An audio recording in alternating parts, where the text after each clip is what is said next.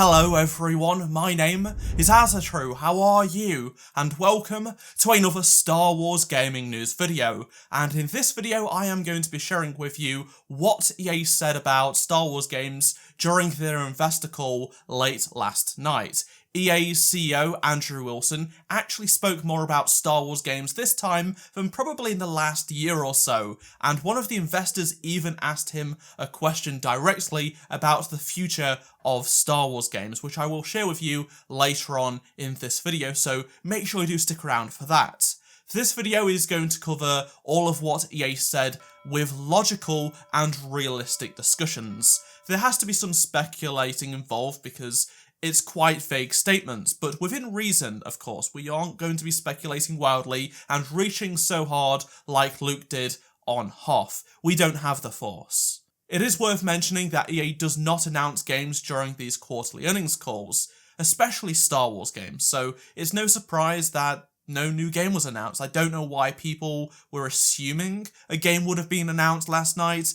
They save it for EA Play Live, and then elaborate it on big events like Gamescom or Star Wars Celebration. Why would they announce it over a boring investors call, just for investors, and not to the public, when they usually announce all of their games? It just doesn't make any sense. However, there was some interesting parts to listen to, so let's just get into what EA said specifically about Star Wars games. I'll start by sharing this clip of EA CEO Andrew Wilson being asked about the future of Star Wars games, and then we will talk about what we can take away from it. So you guys put out a statement last month that you have multiple Star Wars games still in development. I'm just curious if you can give us an update on those franchises and what we should expect, from 2023 forward. Yeah, so let me jump into that in the context of Star Wars. We won't be announcing new things here, but what I would say is if you look at our history with Star Wars, we've had a long and very profitable relationship. We have generated, a number of great franchises: Star Wars: Knights of the Old Republic, Galaxy of Heroes, Battlefront, Jedi Fallen Order, and most recently Squadrons. That represents over 3 billion life-to-date net bookings and 52 million games sold. And Galaxy of Heroes is a billion-dollar franchise. As we've established these very strong parts of that franchise, you should expect that we will continue to invest in those, as well as some new experiences across platforms for the future. So as you heard, Andrew said that they've established very strong parts of Star Wars. He means Battlefront, Jedi Fallen Order, Squadrons, Galaxy of Heroes, and the Old Republic MMO. He did say KOTOR, but that was just an error on his part. He means the Old Republic MMO. Some people do get that mixed up, especially when they have similar names. This is not a hint towards EA making a KOTOR game. The recent rumours that have been backed up by reliable sources say EA are not working on the new Knights of the Old Republic game that is reportedly in development. He goes on to say that he expects EA to continue to invest in those and new experiences. Now, a lot of people will take this quote and say that they're going to invest in Battlefront 2 or Battlefront 3,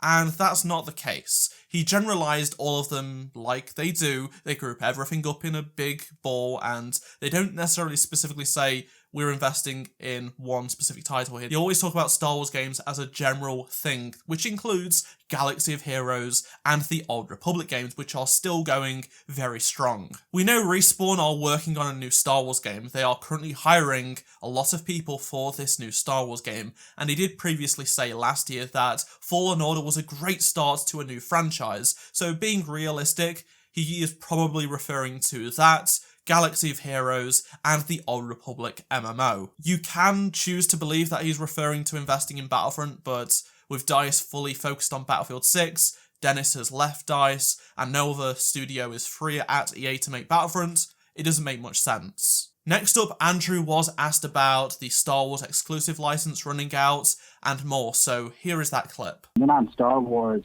obviously that license is not exclusive. It seems like you'd probably be doing less SKUs. In terms of Star Wars, I don't think you should imagine the fact that some other people will build some Star Wars games is going to change our commitment to that IP or our ability to build the appropriate number of games. And as I said before, we've had a long partnership with Disney, both before our exclusive period that gave us a great opportunity to really establish some very strong franchises like Battlefront, like Star Wars Galaxy of Heroes, like Jedi Fallen Order, like Squadrons. You should expect us to continue to invest in our Star Wars relationship. It's been very profitable to this point, over $3 billion in net bookings, and we're excited by what we'll be able to do in the future. But you shouldn't read this as necessarily us building less titles. I think what you should take from us more broadly as a company is that we believe in our ability to execute and deliver great, high-quality, deeply engaging content for our fans across both our sports business, our wholly owned IP business, and our licensed partnership business like the one we have with Star Wars. And we feel confident and comfortable that we're going to be able to deliver great games for the future.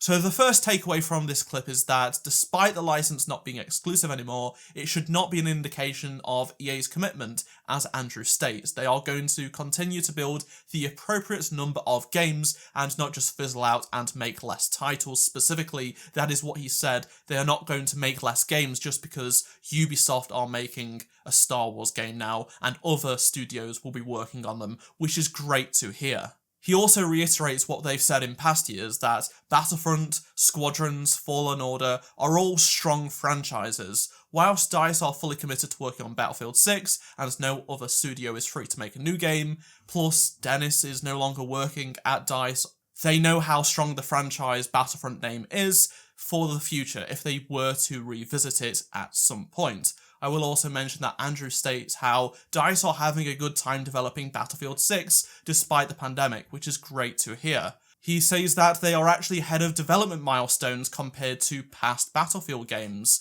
and the game is set to be feature complete a little bit earlier than usual, meaning that so this gives DICE more time for bug fixing and such, so that's all fantastic news. Some people are certainly going to twist this into Battlefront 3 is going to be worked on sooner, but that is not what it means. Being ahead of schedule and to be feature complete early is great, but there is still a long way to go, especially if this game has a long, strong live service at launch and post-launch. To hear EA are confident that they can deliver deeply engaging and strong games that could be Star Wars ones in the future is of course great. EA previously said last month that they do have multiple Star Wars games in development. Now, a new Jedi Fallen Order game is all but confirmed at this point, so that's probably one of them, of course. And new job listings point towards a real-time strategy mobile game that may or not be the revival of Rise to Power. That's just speculation on my part. Rise to Power was released in alpha and beta back in 2017, and it ultimately got cancelled.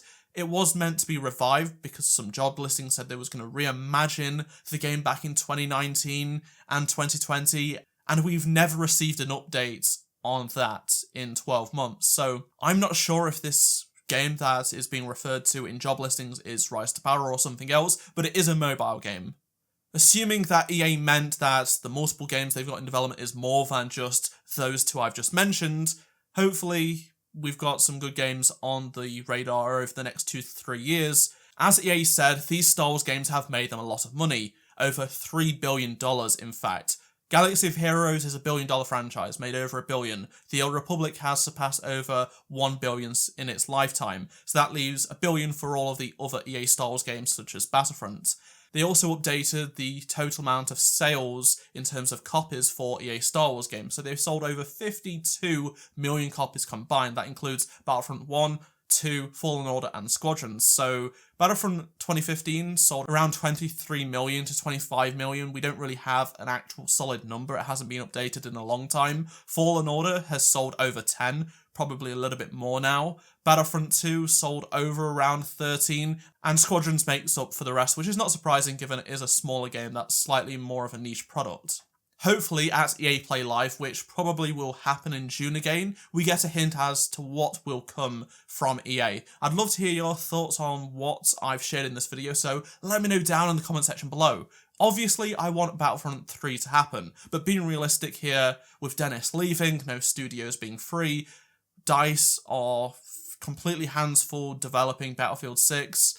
It just doesn't look like it's in active development, and despite all of those fake rumours on Reddit and 4chan, it's just not happening at this moment in time. Why people believe lies that get things wrong, such as canon dates. There was one where it said Fallen Order sequels coming out next year. Okay, the release date is fall 2022. Obviously, that's probably going to happen. But it says that it's going to have Inferno Squad cameo. Now, Inferno Squad were formed after the destruction of the first Death Star.